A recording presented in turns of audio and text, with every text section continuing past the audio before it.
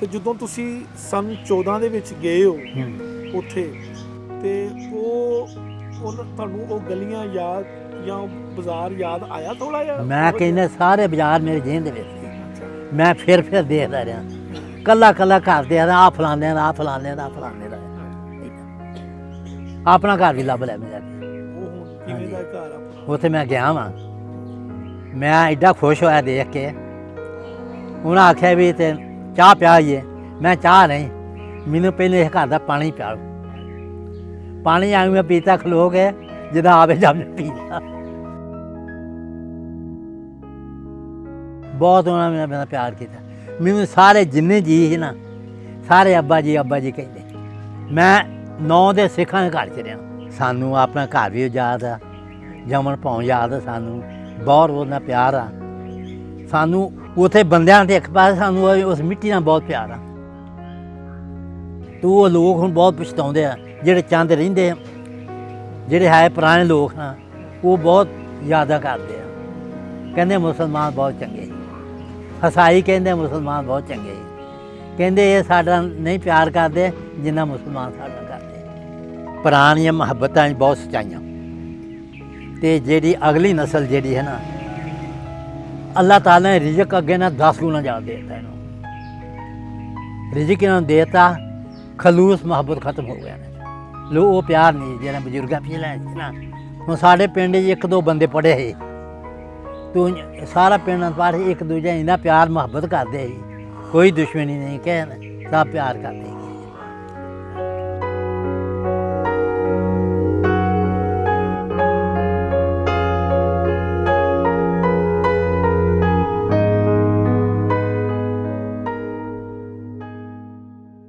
ਇੰਡੋਜ਼ TV ਵੇਖਣ ਵਾਲੇ ਸਾਰੇ ਵਿਊਵਰਸ ਦਾ ਸਵਾਗਤ ਹੈ। ਪ੍ਰੋਗਰਾਮ ਹੰਝੂਆਂ ਦੀ ਵੰਡ ਦੇ ਵਿੱਚ ਨਾਜ਼ਰੀਨ, ਸੰਨ 47 ਦੀ ਵੰਡ ਇੱਕ ਐਸੀ ਵੰਡ ਸੀ ਜਿਹਨੇ ਪਾਕਿਸਤਾਨ ਤੇ ਹਿੰਦੁਸਤਾਨ ਦੇ 2 ਟੋਟੇ ਦੇ ਕੀਤੇ। ਹਾਂਜੀ। ਪਰ ਇਸ ਵੰਡ ਨੂੰ ਜਿਨ੍ਹਾਂ ਨੇ ਨਿਭਾਇਆ, ਉਹਨਾਂ ਦੇ ਸਾਹਮਣੇ ਇਹ ਨਕਸ਼ਾ ਹਲੇ ਵੀ ਕਿਸੇ ਫਿਲਮ ਦੀ ਤਰ੍ਹਾਂ ਚੱਲਦਾ ਰਹਿੰਦਾ ਹੈ।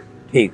ਇਸ ਵੰਡ ਦੇ ਚਸ਼ਮਦੀਦ ਗਵਾਹ ਜਾਂ ਆਈ ਵਿਟਨੈਸ ਜਿਹੜੇ ਹੈਗੇ ਨੇ, ਉਹ ਹਲੇ ਵੀ ਮੌਜੂਦ ਨੇ। ਤੇ ਸਾਡੀ ਖੁਸ਼ਕਿਸਮਤੀ ਹੈ ਕਿ ਸਾਡੀ ਇਹ ਨਸਲ, ਸਾਡੀ ਇਹ ਪੀੜ੍ਹੀ ਇੰਟਰਨੈਟ ਦੇ ਥਰੂ ਜਾਂ ਸੋਸ਼ਲ ਮੀਡੀਆ ਦੇ ਥਰੂ ਇਸ ਗੱਲਬਾਤ ਨੂੰ ਵੇਖਦੀ ਹੈ ਤੇ ਉਸ ਆਈ ਵਿਟਨੈਸ ਦਾ, ਕਿਉਂਕਿ ਉਹ ਅਥਾਰਟੀ ਬਣ ਜਾਂਦੀ ਹੈ ਜਿਨ੍ਹਾਂ ਨੇ ਕੋਈ ਗੱਲ ਜਾਂ ਵੰਡ ਹੁੰਦੀ ਵੇਖੀ ਹੁੰਦੀ ਹੈ। ਅਸੀਂ ਇਸ ਵੇਲੇ ਚੱਕ ਨੰਬਰ 22 ਗਾਫਵੇ, ਜ਼ਿਲ੍ਹਾ ਫੈਸਲਾਬਾਦ, ਤਹਿਸੀਲ ਜੜ੍ਹਾਂਵਾਲਾ 'ਚ ਮੌਜੂਦ ਹਾਂ। ਸਾਡੇ ਨਾਲ ਇੱਕ ਬਜ਼ੁਰਗ ਮੌਜੂਦ ਨੇ ਜਿਨ੍ਹਾਂ ਨੇ ਇਸ ਵੰਡ ਨੂੰ ਨਿਭਾਇਆ ਹੈ। ਅਸੀਂ ਉਹਨਾਂ ਨਾਲ ਗੱਲਬਾਤ ਕਰਦੇ ਹਾਂ ਤੇ ਇਹ ਗੱਲਬਾਤ ਤੁਹਾਡੇ ਨਾਲ ਸਾਂਝੀ ਕਰਦੇ ਹਾਂ। ਜੀ ਅਸਲਾਮ ਵਾਲੇਕੁਮ। ਵਾਲੇਕੁਮ ਸਲਾਮ। ਕੀ ਹਾਲ ਚਾਲ ਹੈ ਤੁਹਾਡਾ? ਠੀਕ ਹੈ ਜੀ। ਕੀ ਨਾਮ? ਸਭ ਤੋਂ ਪਹਿਲਾਂ ਇਹ ਦੱਸੋ ਕਿ ਤੁਹਾਡਾ ਨਾਂ ਕੀ ਹੈ? ਮੇਰਾ ਨਾਂ ਹਬੀਬ ਅਹਿਮਦ। ਮੈਂ ਇਸ ਚੱਕ ਦਾ ਮਜ਼ਾਰ ਹਾਂ। ਆਵਾਮ ਦੀ ਖਿਦਮਤ ਕਰੀ ਦੀ ਆ, ਠੀਕ ਨੇ, ਤੇ ਗਾਂਵ ਵੀ ਕਰਨੀ ਖਿਦਮਤ। ਅੱਛਾ ਹਬੀਬ ਸਾਹਿਬ, ਮੈਨੂੰ ਇਹ ਦੱਸਣਾ ਕਿ ਜਦੋਂ ਪਾਕਿਸਤਾਨ ਤੇ ਹਿੰਦੁਸਤਾਨ ਦੀ ਵੰਡ ਹੋਈ 47 'ਚ, ਹਾਂਜੀ, ਉਸ ਵੇਲੇ ਤੁਹਾਡੀ ਉਮਰ ਕਿੰਨੀ ਸੀ? ਮੇਰੀ ਉਮਰ 9 ਸਾਲ ਸੀ। ਹਾਂਜੀ, ਹਰ ਚੀਜ਼ ਦਾ ਪਤਾ। ਤੁਹਾਨੂੰ ਕੋਈ ਆਪਣੀ ਜਨਮ ਪੈਦਾਇਸ਼ ਦੀ ਸਨ ਯਾਦ ਹੈਗਾ? ਸੰਨ 37 ਸੀ। 1937। ਠੀਕ ਹੈ। ਹਾਂਜੀ। ਉਧਰਲੀ ਸਾਈਡ ਤੋਂ ਯਾਨੀ ਚੜ੍ਹਦੇ ਪੰਜਾਬ ਵੱਲ ਤੁਹਾਡਾ ਕਿਹੜਾ ਪਿੰਡ ਸੀ? ਸਾਡਾ ਪਿੰਡ ਜ਼ਿਲ੍ਹਾ ਸਾਡਾ ਗੁਰਦਾਸਪੁਰ ਤੇ ਤਹਿਸੀਲ ਬਟਾਲਾ ਤੇ ਪਿੰਡ ਲਾਗੇ ਮਲਕਪੁਰ ਸੀ, 6 ਕਿਲੋਮੀਟਰ ਤੇ। ਥੋੜਾ ਜਿਹਾ ਪਿੰਡ ਦੇ ਬਾਰੇ ਦੱਸਣਾ ਕਿ ਉਸ ਪਿੰਡ ਦੇ ਗਵਾਂਢੀ ਪਿੰਡ ਕਿਹੜੇ ਸੀ? ਹਾਂ, ਜਾਂ ਉਸ ਪਿੰਡ ਦੇ ਲਾਗੇ ਰਾਹ ਜਿਹੜੇ ਨੇ ਉਹ ਕਿੱਦਾਂ ਦੇ ਸੀ? ਉਹ ਪਿੰਡ ਦੀ ਇੰਟਰਸਟ ਕਿਵੇਂ ਸੀ? ਕਿਵੇਂ ਉਹ ਪਿੰਡ ਦੇ ਅੰਦਰ ਆਈਦਾ ਸੀ? ਠੀਕ। ਸਾਡੇ ਜੀ ਪਿੰਡੋਂ ਬਟਾਲਾ, ਤਹਿਸੀਲ ਬਟਾਲੇ ਤੋਂ ਕੱਚੀ ਸੜਕ ਆਉਂਦੀ ਸਾਡੇ ਪਿੰਡ। ਕੱਚੀ ਸੜਕ ਆਉਂਦੀ, ਲਾਗੇ ਪਿੰਡ ਲੰਗੋਵਾਲ ਸੀ, ਇੱਕ ਕਾਲੀਆਂ ਸੀ, ਇੱਕ ਕੋਟਲੀ ਸੀ, ਇੱਕ ਦਿਆਲਗੜ੍ਹ ਸੀ, ਇੱਕ ਬੇਲੂਵਾਲ ਸੀ ਤੇ ਇੱਕ ਅਮਾਣਾ ਪਿੰਡ ਸੀ। ਅਸੀਂ ਮਲਕਪੁਰ ਦੇ ਰਹਿਣ ਆਏ ਹਾਂ। ਮਲਕਪੁਰ ਸਾਡਾ ਵੱਡਾ ਮਲਕਪੁਰ ਹੁੰਦਾ ਹੈ। ਸਾਡੇ ਉੱਥੇ ਪਿੰਡ ਦਰਬਾਰ ਵੀ ਹੈ ਸੀ ਇੱਕ ਮਹਿਮੂਦ ਸ਼ਾਹ ਗਾਜ਼ੀ ਦਾ, ਅਤੇ ਮੈਂ ਉੱਥੇ ਸੰਨ 14 'ਚ 9 ਦਿਨ ਰਹਿ ਗਿਆ। ਹਾਂਜੀ, 9 ਦਿਨ ਰਹਿ ਕੇ 9 ਗਿਆ। ਆਪਣਾ ਘਰ ਬਾਹਰ ਹਰ ਸ਼ਹਿਰ ਰੱਖਦੇ ਆ। ਖੂਹ ਆਪਣਾ ਦੇਖ ਲਿਆ ਤੇ ਉੱਥੇ ਲੋਕ ਬਹੁਤ ਪਿਆਰ ਕਰਦੇ ਆ ਲੋਕ। ਅੱਛਾ, ਜਦੋਂ ਤੁਹਾਡੀ 9 ਸਾਲ ਉਮਰ ਸੀ ਜਦੋਂ ਵੰਡ ਹੋਈ ਹੈ, ਹਾਂ ਤੁਸੀਂ ਬੱਚੇ ਦੀ ਉਮਰ ਇੰਨੀ 8-9 ਸਾਲ ਜਦੋਂ ਹੁੰਦੀ ਹੈ ਉਹਨੂੰ ਥੋੜੀਆਂ ਸ਼ੈਵਾਂ ਯਾਦ ਹੁੰਦੀਆਂ ਨੇ। ਹਾਂਜੀ। ਤੁਸੀਂ ਥੋੜਾ ਪਿੰਡ ਦੇ ਬਾਰੇ ਦੱਸਣਾ ਕਿ ਜਦੋਂ ਪਿੰਡ ਛੱਡਿਆ ਉਸ ਵੇਲੇ ਪਿੰਡ ਦੀ ਹਾਲਤ ਕਿਵੇਂ ਦੀ ਸੀ? ਕੋਈ ਬੋਰਡ, ਕੋਈ ਖੂਹ, ਕੋਈ ਗੁਰਦੁਆਰਾ, ਕੋਈ ਮਸੀਤ? ਸਾਡੇ ਪਿੰਡ 'ਚ ਕੋਈ ਗੁਰਦੁਆਰਾ ਨਹੀਂ, 2 ਮਸਜਿਦਾਂ ਸੀ ਸਾਡੇ ਪਿੰਡ 'ਚ। ਹਾਂਜੀ, ਲੋਕ ਬਹੁਤ ਖੁਸ਼ਹਾਲ ਸੀ। ਜਦੋਂ ਵੰਡ ਹੋਈ ਆ ਲੋਕਾਂ ਨੂੰ ਬਹੁਤ ਤਕਲੀਫ ਹੋਈ ਆ ਘਰ ਛੱਡਣ ਦੀ। ਫਿਰ ਅਸੀਂ ਉੱਥੋਂ ਆ ਗਏ ਹਾਂ ਤਹਿਸੀਲ ਬਟਾਲੇ, ਉੱਥੇ ਰਹੇ 20 ਦਿਨ। ਜਦੋਂ ਤੁਸੀਂ ਉਧਰ ਚੜ੍ਹਦੇ ਪੰਜਾਬ ਵਾਲੀ ਸਾਈਡ ਤੇ ਸੀ, ਉਸ ਪਿੰਡ ਦਾ ਮੈਨੂੰ ਦੱਸਣਾ ਕਿ ਉਸ ਪਿੰਡ ਦੇ ਵਿੱਚ ਅਕਸਰੀਅਤ ਕਿੰਨਾ ਲੋਕਾਂ ਦੀ ਸੀ? ਮੁਸਲਮਾਨਾਂ ਦੀ? ਸਾਡੇ ਮੁਸਲਮਾਨਾਂ ਇੱਕ ਸੀ, ਸਿਰਫ ਹਿੰਦੂਆਂ ਦਾ ਇੱਕ ਘਰ ਸੀ ਜਾਂ ਉੱਥੇ ਮਸੀਹ ਬਰਾਦਰੀ। ਜਿਹੜਾ ਹਿੰਦੂਆਂ ਦਾ ਘਰ ਸੀ, ਕੋਈ ਨਾਂ ਪਤਾ ਯਾਦ ਉਹਨਾਂ ਦਾ? ਹਾਂ। ਕੀ ਨਾਂ ਸੀ? ਉਹਦਾ ਫੌਜਾ ਸਿੰਘ ਸੀ। ਅੱਛਾ। ਫੌਜਾ ਸਿੰਘ, ਉਹਦੇ ਬਾਪ ਨਾਲ ਅਤਰਾ ਸਿੰਘ ਸੀ। ਹਾਂਜੀ। ਠੀਕ ਹੈ। ਇਹ ਪਿੰਡ ਕਿੱਡਾ ਕੁ ਸੀ? ਕਿੰਨੇ ਕੁ ਰਕਬੇ ਤੇ ਸੀ? 700 ਕਮਾਂ ਦਾ ਰਕਬਾ ਸਾਡੇ ਪਿੰਡ। ਪਿੰਡ ਸਾਡਾ ਛੋਟਾ ਸੀ, ਮੁਸਲਮਾਨ ਈਸਾਈ ਵੀ ਉੱਥੇ। ਆਪਣੇ ਤੁਹਾਡੇ ਕਿੰਨੇ ਘਰ ਸੀ ਉੱਥੇ? ਕੀ ਜ਼ਰੀਆ ਮਾਸ਼ ਸੀ? ਕੀ ਕਰਦੇ ਸੀ ਉੱਥੇ? ਜ਼ਿਮੀਂਦਾਰਾ ਕਰਦੇ ਸੀ ਲੋਕ। ਕੁਛ ਢਾਈ ਦੇ ਕਾਰਖਾਨੇ ਸੀ ਲਾਗੇ ਪਟਾਏ, ਉੱਥੇ ਜਾਂਦੇ ਕੰਮ ਕਰਦੇ। ਹਾਂਜੀ। ਤੁਹਾਡੇ ਉੱਥੇ ਕਿੰਨੇ ਘਰ ਸੀ ਆਪਣੇ? ਉੱਥੇ ਘਰ ਸਾਡੇ ਹੋਣੇ ਆ ਤਕਰੀਬਨ 60 ਘਰ ਹੋਣੇ ਆ। 60 ਘਰ? 70 ਲਾ ਲਓ ਘਰ।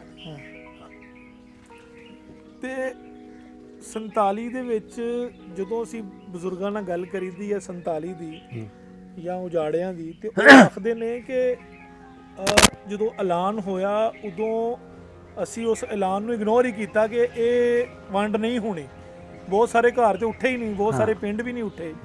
ਤੁਸੀਂ ਆਪਣਾ ਦੱਸੋ ਕਿ ਜਦੋਂ ਪਾਕਿਸਤਾਨ ਹਿੰਦੁਸਤਾਨ ਬਣਨ ਦਾ ਐਲਾਨ ਹੋਇਆ ਉਸ ਵੇਲੇ ਜਿਹੜਾ ਹੈਗਾ ਤੁਹਾਨੂੰ ਉਸੇ ਟਾਈਮ ਤੁਸੀਂ ਉੱਠ ਗਏ ਜਾਂ ਕੋਈ ਟਾਈਮ ਲਿਆ?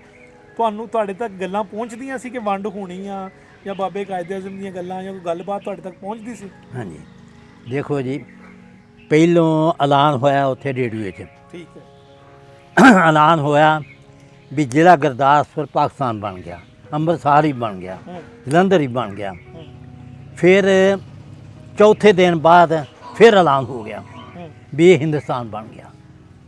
ਅੱਛਾ। ਫਿਰ ਸਾਨੂੰ ਰੋਣੇ ਪੈ ਗਏ, ਹੁਣ ਕਿੱਥੇ ਜਾਵਾਂਗੇ ਯਾਰ ਅੱਲਾ, ਕੀ ਕਰਾਂਗੇ? ਫਿਰ ਅਸੀਂ ਸੋਚਿਆ ਵੀ ਅਸੀਂ ਜਾਣਾ ਹੀ ਨਹੀਂ।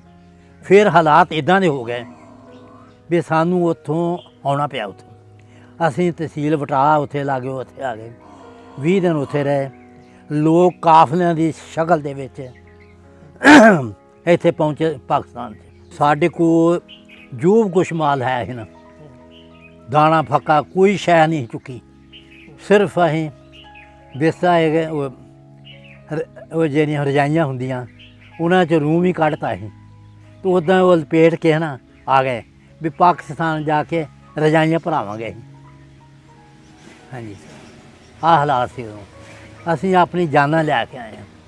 ਉਹ ਹਾਲਾਤ ਇੱਦਾਂ ਖਰਾਬ ਹੋ ਗਏ ਅਤੇ ਮੁਸਲਮਾਨਾਂ ਨੂੰ ਆਪਣਾ ਡਰ ਪੈ ਗਿਆ ਜੀ ਜੇ ਹਕੂਮਤ ਉਹਨਾਂ ਦੀ ਹੋ ਗਈ ਸੀ। ਫਿਰ ਅਸੀਂ ਬਟਾਲੇ ਆ ਗਏ। ਬਟਾਲੇ ਉੱਥੋਂ ਕਾਫਲੇ ਦੀ ਸ਼ਕਲ 'ਚ ਲੋਕ ਆਏ। ਪਿੰਡ ਤੋਂ ਵਡਾਲੇ ਜਾਣ ਤੱਕ ਕੋਈ ਮਸਲਾ ਹੋਇਆ? ਕੋਈ ਜਥੇ ਪਏ? ਜਥੇ ਸਾਡੇ ਤੇ ਕੋਈ ਨਹੀਂ ਪਿਆ। ਜਿਹੜੇ ਕਾਫਲੇ 'ਚ ਆਏ ਆ ਲੋਕ, ਉਹਨਾਂ ਦੇ ਜਥੇ ਪਏ ਆ।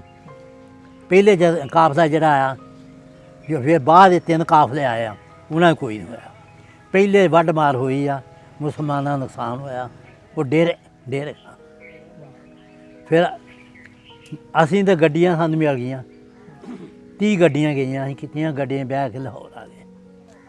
ਤੁਹਾਡੀ ਫੈਮਿਲੀ 'ਚ ਕੌਣ ਕੌਣ ਸੀ? ਤੁਹਾਡੇ ਖਾਨਦਾਨ ਦੇ ਵਿੱਚ ਕੌਣ ਕੌਣ ਸੀ? ਮੇਰਾ ਬਾਪ ਸੀ, ਮੇਰਾ ਚਾਚਾ ਸੀ, ਮੇਰੀ ਵਾਲਦਾ ਸੀ, ਚਾਚੀ ਸੀ, ਅਸੀਂ 2 ਭਰਾ ਸੀ।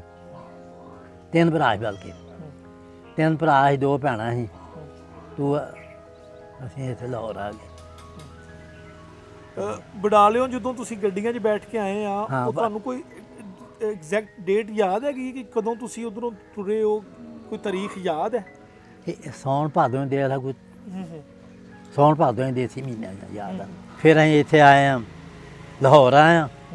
ਲਾਹੌਰਾਂ ਐਲਾਨ ਹੋਇਆ ਵੀ ਤਹਿਸੀਲ ਬਟਾਲਾ ਜਿਹੜਾ ਉਹ ਇੱਥੇ ਜੜ੍ਹਾਂ 'ਚ ਚੱਲ ਜਾਏ। ਇਹਨਾਂ ਨੂੰ ਇੱਥੇ ਇਹਨਾਂ ਮਲਕੀਤਾਂ ਮਿਲਣਗੀਆਂ, ਇੱਥੇ ਰਕਬੇ ਮਿਲਣਗੇ। ਫਿਰ ਅਸੀਂ ਇੱਥੇ ਜੜ੍ਹਾਂ ਆਏ ਗੌਰਮੈਂਟ ਹਾਈ ਸਕੂਲ ਜਿਹੜਾ ਇੱਥੇ 10 ਦਿਨ ਰਹੇ ਆ। ਫਿਰ ਪਰੇ ਬੋਰਡਿੰਗ ਚਲ ਗਏ ਆ, ਉੱਥੇ 1 ਮਹੀਨਾ ਰਹੇ ਆ। ਫਿਰ ਆ 22 ਚੱਕ ਸਾਨੂੰ ਅਲਾਟ ਹੋਇਆ। ਫਿਰ ਅਸੀਂ 22 ਚੱਕ ਆ ਗਏ। ਹਾਂਜੀ, ਫਿਰ 1 ਮਹੀਨੇ ਬਾਅਦ ਜੀ ਪੱਤੀ ਸਾਨੂੰ ਕਿੱਲਾ 1 ਮਿਲ ਗਿਆ ਜ਼ਮੀਨ ਦਾ, ਪਟਵਾਰੀਆਂ ਵੰਡੇ। ਫਿਰ ਇੱਦਾਂ ਹੋਈ। ਹੋਰ ਗੱਲ ਪੁੱਛੋ। ਅੱਛਾ, ਮੈਨੂੰ ਇਹ ਦੱਸਣਾ ਕਿ ਜਿੱਥੇ ਬੰਦੇ ਦੀ ਜੰਮਣ ਭੌਂ ਹੋਵੇ, ਜਿੱਥੇ ਬੰਦਾ ਪੈਦਾ ਹੋਇਆ ਹੋਵੇ, ਹਾਂ, ਉਹ ਉਹਨੂੰ ਬਹੁਤ ਯਾਦ ਆਉਂਦਾ ਹੈ। ਹਾਂਜੀ। ਤੁਹਾਡਾ ਵੰਡ ਹੋਣੀ ਚਾਹੀਦੀ ਸੀ ਜਾਂ ਨਹੀਂ ਸੀ ਹੋਣੀ ਚਾਹੀਦੀ, ਇੱਕ ਲਹਿਦਾ ਬਹਿਸ ਹੈਗੀ। ਠੀਕ ਹੈ। ਤੁਹਾਨੂੰ ਆਪਣੀ ਉਸ ਜੰਮਣ ਭੌਂ ਦੀ ਯਾਦ ਆਉਂਦੀ ਹੈਗੀ? ਯਾਦ ਆਉਂਦੀ, ਬਹੁਤ ਯਾਦ ਆਉਂਦੀ ਆ। ਮੈਨੂੰ ਯਾਦ ਆਈ ਤੇ ਮੈਂ ਸਾਲ 14 ਹੀ ਗਿਆ ਉੱਥੇ, 9 ਦੇ ਰਹਿ ਗਏ ਉੱਥੇ। ਲੋਕ ਬਹੁਤ ਪਿਆਰ ਕਰਦੇ ਆ। ਉਹਨਾਂ ਲੋਕਾਂ ਦੇ ਮੂੰਹ ਅੱਡੇ ਹੈ ਆ ਵੀ ਕਿਹੜਾ ਹੋਇਆ ਹੋਏ ਖੋਲ੍ਹ ਹੋਏ ਤਾਂ ਅਸੀਂ ਪਾਕਿਸਤਾਨ ਦੇਖੀਏ। ਲੋਕ ਇਹ ਹਕੂਮਤ ਨੇ ਪਾਬੰਦੀਆਂ ਲੱਗ ਗਈਆਂ, ਉਹ ਲੋਕ ਬਹੁਤ ਚਾਹੁੰਦੇ ਆ ਵੀ ਅਸੀਂ ਪਾਕਿਸਤਾਨ ਜਾਈਏ। ਤੇ ਉਧਰ ਜਿਹੜਾ ਜਦੋਂ ਤੁਸੀਂ ਉੱਥੇ ਰਹਿੰਦੇ ਸੀ ਚੜ੍ਹਦੇ ਪੰਜਾਬ 'ਚ, ਹਾਂ, ਉਸ ਵੇਲੇ ਕੋਈ ਤੁਸੀਂ ਸਕੂਲ ਵਗੈਰਾ ਜਾਂਦੇ ਸੀ ਜਾਂ? ਮੈਂ ਪਹਿਲੀ ਜਮਾਤ ਪੜ੍ਹਦਾ ਸੀ। ਅੱਛਾ। ਤੇ ਹੋਰ ਜੀ ਸਕੂਲ ਦਾ ਨਾਮ ਵਗੈਰਾ ਕੋਈ? ਸਕੂਲ ਦਿਆਲਗੜ੍ਹ ਪਿੰਡ ਸੀ।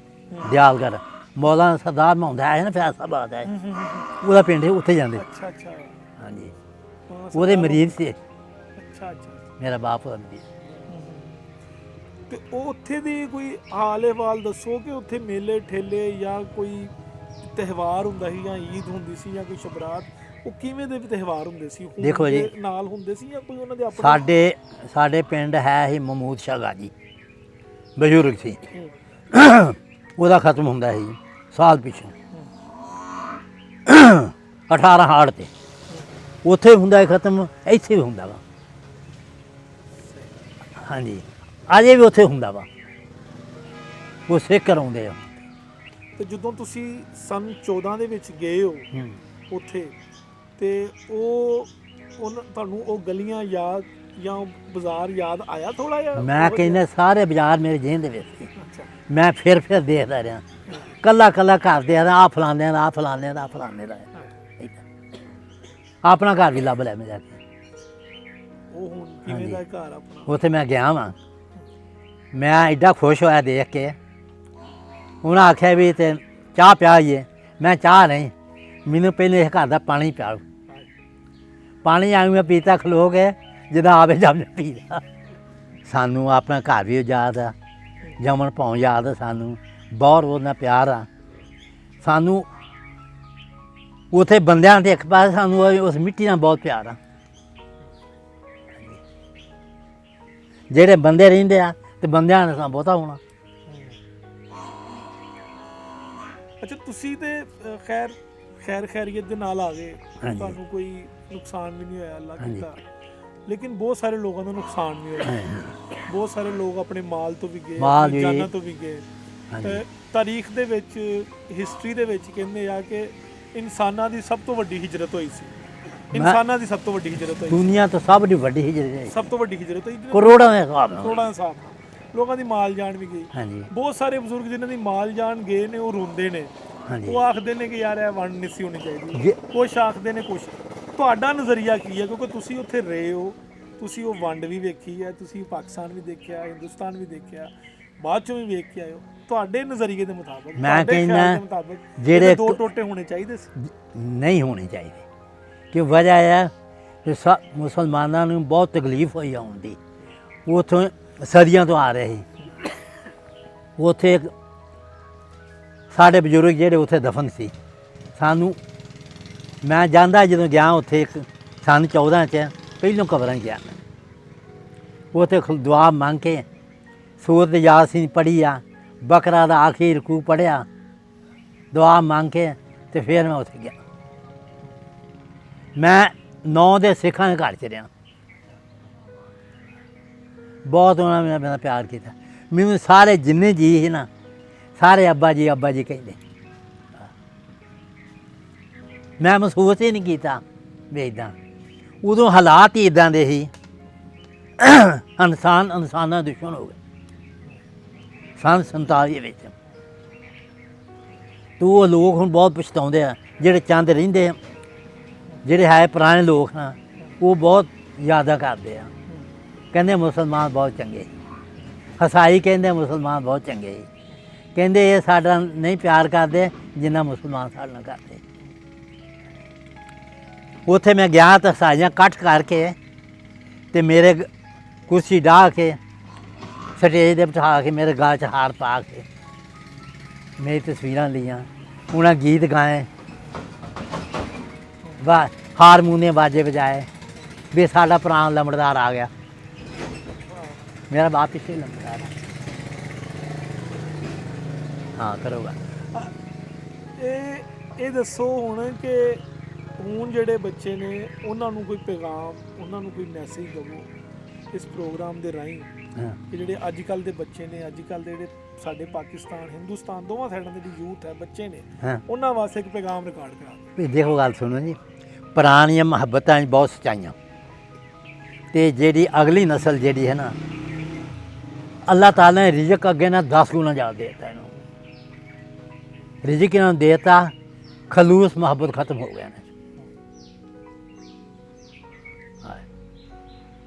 ਲੋ ਉਹ ਪਿਆਰ ਨਹੀਂ ਜਿਹੜਾ ਬਜ਼ੁਰਗਾਂ ਪਿਛਲੇ ਸੀ ਨਾ ਉਹ ਭਾਵੇਂ ਹੁਣ ਸਾਡੇ ਪਿੰਡ 'ਚ 1-2 ਬੰਦੇ ਪੜ੍ਹੇ ਸੀ ਤੂੰ ਸਾਰਾ ਪਿੰਡ ਪਰ ਇੱਕ ਦੂਜੇ ਇੰਨਾ ਪਿਆਰ ਮੁਹੱਬਤ ਕਰਦੇ ਸੀ ਕੋਈ ਦੁਸ਼ਮਣੀ ਨਹੀਂ ਕਹਿਣ ਸਭ ਪਿਆਰ ਕਰਦੇ ਸੀ।